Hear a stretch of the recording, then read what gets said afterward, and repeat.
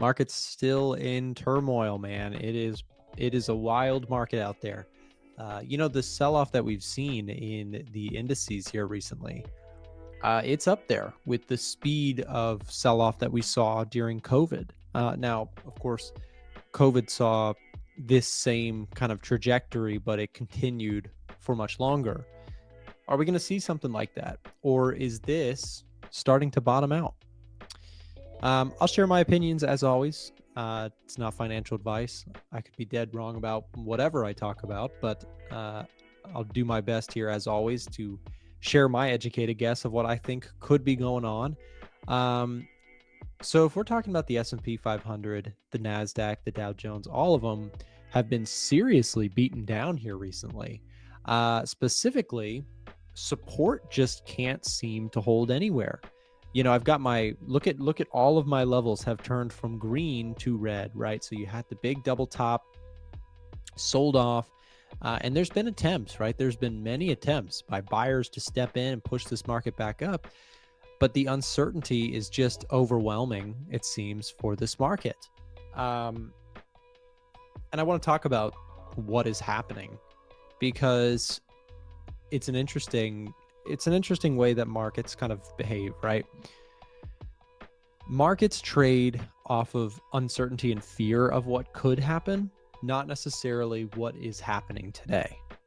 So if we take a look at the state of the US economy, and I want to show you some cool updates that we just added to the eco heat map on the Edge Finder, you can see we actually added a date column. This allows you to see how recent the data points that we discuss are actually showing. So you can see that in the last 7 days, we've had wage growth, unemployment rate data, jobless claims, we've had ADP, we'd have NFP, right? So we can see that we've had a lot of jobs data coming in.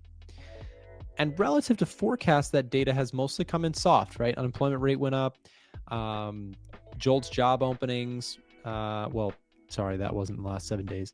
ADP numbers did come in very light. NFP was just a very, very modest, slight miss number. So you've had a little bit of a miss there. But let's take a look at the actual column and say, are we actually truly seeing a recession number? Well, we recently got services PMIs and it was still 53.5. Manufacturing PMIs at 50.3. GDP numbers 2.3%. I mean, you can fear that a potential, the big R word, right? Recession is the name of the week. It's the word of the week, if you will, on Wall Street.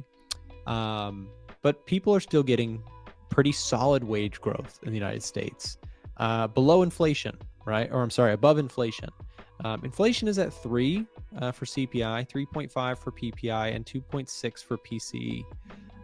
It's not great, but it's not horrendous either, right? So then you have jobs data coming in soft. So my point here is, are we seeing some softer data than expected?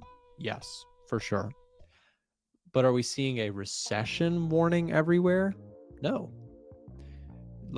Let's be very clear. The US economy right now is not showing, oh yeah, no, we're nosediving into a recession.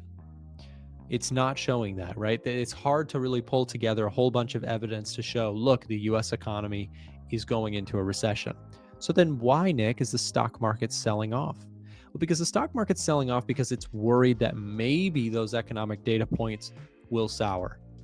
They're saying, well, maybe with the tariffs, maybe with this, maybe with that, there's that possibility that we get a recession. And in my opinion, were we due for a sell-off? Yes. But I'm going to go ahead and make the claim. I'm flipping teams. I was bearish. I was cautious. I'm starting to get more and more bullish. There's a number of reasons that I can't ignore that tell me I have to start to be constructive here. And I have been constructive. I've already been buying the dip, and I'm looking to continue to buy the dip. But being on the cautious side saved me multiple percent in my account so far this year. But I don't think this is the end of times. I don't think we're going into a recession. And I think that the market's getting it wrong. I think the market's freaking out.